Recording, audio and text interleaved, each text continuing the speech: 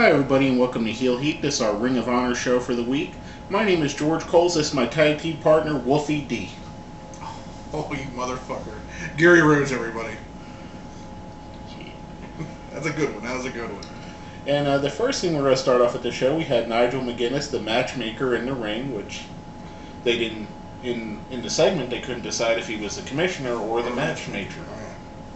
But we had Nigel came out, he brought out Jay Lethal and Kevin Steen to try and hash out their differences. Steen brought out the rest of Scum with him. And Lethal pretty much took the promo over, cut a pretty good promo, explained for anybody that hasn't seen up to this point exactly what the feud's about, which is great to do. You know, get the fans caught up. You don't know whose first time this is watching this. Exactly. And that's one thing I've noticed about Ring of Honor they're really smart about is they show the history of the feuds constantly. But not in an annoying manner, though. No, it just so you know what's going on. If you miss a show, or like I said, if this is your first time tuning in, then you get caught right up to what's going on. He brought up all the hit points, and basically, if you don't know the backstory, Jay Lethal is barred as part of a Kevin Steen contract since he attacked Kevin Steen. Jay Lethal is barred from fighting for the championship as long as Kevin Steen's champion. But Lethal ends up talking Steen into giving him the shot. Exactly. I thought this was one of the better promos they've had with the company because, really, if you look at it, the last title match was Generico Steen, and it was just built-up anger. This one here is more a war of words before you get into the match. Exactly.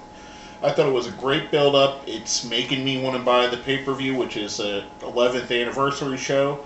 I believe it's March 2nd or 3rd, whatever the Saturday is that weekend. That it's going to be on at 7:30 at night on Internet pay-per-view for anybody that wants to buy it. $15. I mean, you spend 4 times as much on the WWF, and they shit on your face. Exactly. Let's put whoever Vince wants to win in it. But that's another show. Exactly. But it was decent. Kevin Steen, who by far is the better talker of the two, I don't think anybody will disagree, said one word. He said yes and walked away. It was a great promo. It got the baby face over. It made the heel look not so cowardly. I liked it all together.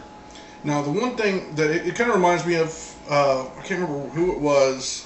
Years ago, there was a champion. It was kind of like that situation there. Yeah. And when the champion says finally yes, the champion dropped a belt. I hope he doesn't drop a belt. I like Steen as a champion. Even if he does, it's not like Jay Lethal's a bad choice. No, but I'm just a Steen mark. I can't help it. I like him too, but everybody has to lose sometime. Yeah, but anyways, it's like Hulk Hogan. But anyway, then we go into our next match, which is I forget what they're calling the challenge, but Young Guns, Young something, Young Open Lions. Challenge or whatever it is. Basically, to bring some new fresh blood in the Ring of Honor, because Ring of Honor gets raided quite often and loses a bunch of talent. We had Silas Young, who I've seen before, and Adam Page, who this is my first time seeing, and I think it's your first time seeing both these guys. Yes, and Adam Page did pretty well. I mean, he was 21 years old, and he really handled himself like a ring vet. I liked him. He had some really good, nice moves. I liked the running, shooting star press he did from the apron to the floor. Silas Young had I would say, what would you say, a combination Full Nelson / crippler crossface? I'm going Full Nelson / yes lock. It was almost a yes lock, but anyway, Iron Sheik, Camel Clutch. I would say it was a cross between those two. That's what he won the match with. It was a really good match. Camel Clutch. The two guys, they worked really well together. They're two good talents. I liked what they showed. I do like, I like this infusion of new talent. It's always good for a show, especially a show like Ring of Honor that loses so much top talent, to bring in new guys and build them up like this. I thought it worked really well. I like the angle they're working with Truth Martini scouting the young talent for a possible new House of Truth. See, I like this better than Gut Check. Yeah. I don't know why. I guess because it's not promo heavy. It's the winner of the matches get it, not who the Taz and everybody else chooses. It's the winner of the match. So I really like that about this. Then after that match, we come back from break and we have Charlie Haas in the ring cutting a promo. I thought absolutely the best promo I've ever seen Charlie Haas cut, and I've been watching him for about 10 years or so. Oh, at least no more than that now, dude. He's been around for a while. Yeah. And I'd have to totally Ever agree since with him. Ohio Valley, I mean, Yeah. that's what has brought him and Russ together. Yeah. I totally agree with you. That was his best promo. I mean, don't get me wrong. I liked his little vignettes when he was impersonating different wrestlers. Yeah. But that was not being himself. This here, I really am starting to dig on the Charlie Haas character. And I know you've always been kind of harsh on Haas. I've always, his charisma's lacked, and he seemed to have, I don't know if he's learned charisma or he's finally letting go and being himself. It kind of reminds you of a Hardcore Holly / Stone Cold kind of gimmick he's got on now. Speaking of which, today is Hardcore Holly's 49th birthday. Happy birthday, Happy birthday. Happy birthday. Happy birthday, Sparky. Thurman Sparky plug. Dude got over with that shitty gimmick. It tells you how good of a wrestler he was. And then you got the funny thing about it was there was a ring attendant named Rendell that was out trying to get all the stuff that the fans were throwing at him. Haas calls him cheeseburger because he needs to eat them. And I swear he says that he's a Ring of Honor. He goes to the Ring of Honor dojo is what they said. The kid was probably the skinniest wrestler I've ever seen in my life. God, dude, the kid probably. And I've seen Jack Evans. Yeah, this kid here is probably about $1.19 tops. If that.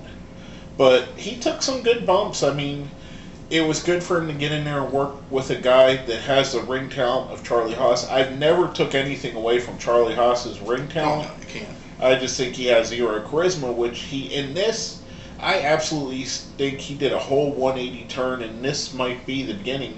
Maybe it took Charlie breaking away from Shelton and breaking away from tag teams for him to really get to what Charlie Haas is. And some people do. Some people it takes a while before they hit. And I really enjoyed this segment. I thought it was really good. I thought it really brought Charlie Haas to the forefront. Shelton, whether he's going to come back or not, even with Shelton coming back, a strong Charlie Haas doesn't hurt anything. No, and like I said, I've always thought Charlie Haas was probably one of the best wrestlers, pure wrestlers in the business. There was always something about him. He could chain wrestle just along with Kurt or Benoit back in the day.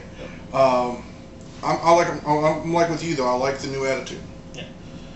And speaking of attitude, we have Mattitude next. Attitude? I think this is absolutely. You're doing it backwards. Who gives a fuck? It's this way. I know, but that's disrespect. We're doing it backwards. Okay. We're doing it backwards. Anyway, we have Red Titus versus Matt Hardy. I really like Red Titus as a competitor. He's a kid that's worked to get everything he has, and Matt Hardy he doesn't care. He's overweight. He's getting his spots. He's blowing up quick in the match. I don't hold this against Red Titus because he's doing everything he can to get a good match out of him. Well, you got to understand from Red Titus's point of view, he's an up-and-coming guy. He's not been in the business how long? About 5-6 years. So you're in there with a guy that's been in the big leagues. He's been on the big show. He's been wrestling for 20 plus. Exactly. So you really want to make yourself look good, and this guy is just coming in there, like you said, blown up after 5 minutes, looks like shit, wrestles like shit, and he still tried to make Hardy look like gold. And there's nothing against Red Titus. It's all Matt Hardy. The reason this match was a shitstorm. Yeah. And I don't want to talk bad about the product because I really like Ring of Honor, but the only bad part of this show was Matt Hardy. And it was terrible. It really looked like the proverbial guy that's just there to cash his check. And that's really what it looked like. He has name value and that's it. You remember back in '96 when Jake Roberts came back to WWF? Yeah. And as bad a shape as he was in, he still performed 10 times better than Matt Hardy did. Exactly. It's a psychological match. If you can't do it physically, at least make it psychological. You know who else performs better than Matt Hardy? Who's that? Adam Copeland. That's why Lita dumped his ass. You like that one? Yeah, I liked it. Now she's with Phil. Anyway. Another Ring of Honor alum. Anyway, we'll go into the main event of the night. Was a television title match. Adam Cole versus B.J. Whitmer. Speaking of Adams. There you go. I was very impressed with this match. B.J. Whitmer is a guy kind of in the veins, if you've never seen his work, he's kind of in the veins of a Mick Foley that just takes a ton load of punishment and keeps coming back. and Adam Cole is one of the. I think we even put him on our up and coming future show. He's one of the. I think one of the guys that's any minute now is going to break out and be a huge star in wrestling. I mean, he's the guy's got everything you could want: in ring talent, charisma. He's got the it factor. He's got good. Mic skills. I didn't right there, but Adam Cole does. Adam Cole he seems like he's one of those guys that could fit in. And we're talking about Matt Hardy. Matt Hardy's first match back with Ring of Honor was with Adam Cole, and Adam Cole tried his damnedest to make him look good. And he actually did. He did. It wasn't a bad match. It wasn't a terrible match. It's just if you've watched wrestling so much and you know what wrestling's about, you could see the spots that Matt was fucking up and the spots that Adam was saving his ass from. I really liked the dichotomy of the match with B.J. Whitmer basically being an ass-kicking machine and Adam Cole being a wrestling machine. I really liked the two different style clashes. B.J. Whitmer is a very underrated talent. He's been wrestling about 10 years now. I liked it when they were going to end the match and he said, I want to go. Yeah. I mean, it's fake. But I hate saying fake. It's planned out. He fixed. We'll say it. It's fixed. But I enjoyed that. That extra little bit of psychology. Yeah. And he's a guy, and that's been what his career has been based on. Is he's an unstoppable guy. He's going to keep coming back for more. You're going to have to kill him, basically. Well, look what Charlie Haas had to do to him. Yeah, I mean that was brutal. I've not seen someone go through a chair or a table like that ever. I felt bad for the guy. Not since the days of Combat Zone Wrestling, which is still around, but since their heyday when everybody was trying to one up each other with the craziness. No. But I mean. Altogether, I thought it was a really strong show. The two promo segments were excellent. The Silas Young Adam Page match was excellent. B.J. Whitmer versus Adam Cole is the best television main event that I've seen this week on any wrestling show. And Rhett Titus versus Matt Hardy, not horrible, bad for Ring of Honor. What would you rate this show on a 1 to 10 or 1 to 5? I'd give it a solid 4. It would be a 5 if the Matt Hardy Rhett Titus match was better, but I'd give it a solid 4. That's the only detraction I have from the whole show. I'll give it a 3.5. 3.5? On the Richter scale, baby. Not a version 1.0? No. V1, baby. Matt really, the match was, I don't blame Rhett for it, but that match to me just put a little bit of a stank on the show to me. And I hate being hard on the show. Like I said, I really like the product, and I really want to push the product. If you look at it right, we're going on a 5-star scale, and you got 5 things that happen. You got 2 promos, 3 matches. So the only thing I'm taking away is 1 star. Everything else gets a star, in my opinion. You know what? You've talked me up to it. I'll give it 4 stars too. I think it's a 4-star product. I think Ring of Honor, it's not for everybody. It's for hardcore wrestling fans, and that's what we are. I enjoy the product. I'm so glad that you talked me into watching it. Yeah. And I really enjoy the heels, the faces, because they're not really heels and faces, really. Except for you have Steen and stuff like that. And I really enjoy Steen. It's all about honor. But it was a really good show this week. Before we do close, I do want to mention Final Battle, the show that we talked up so much. It has been on where you can rent it, iPay-per-view, or download it. I'm more of a person that still likes to get the DVDs and Blu-rays. The DVD was released today, so you could go on Ring of Honor's website. It's $19.99. It's a great show. It was a great pay-per-view. I definitely recommend getting it. I'm going to be purchasing it myself, so check it out. If you want to get into Ring of Honor, it's not something you've been watching. This is a great starting point. Oh, the ladder match will make you a fan right off the bat. Well, like you said, the tag match where B.J. Whitmer gets thrown through the table. Oh yeah, there's so many selling products or selling points on this. Recommend getting a DVD. Yes, definitely. I would buy it right. As soon as you can, especially if you want to get into Ring of Honor and you don't know where to start.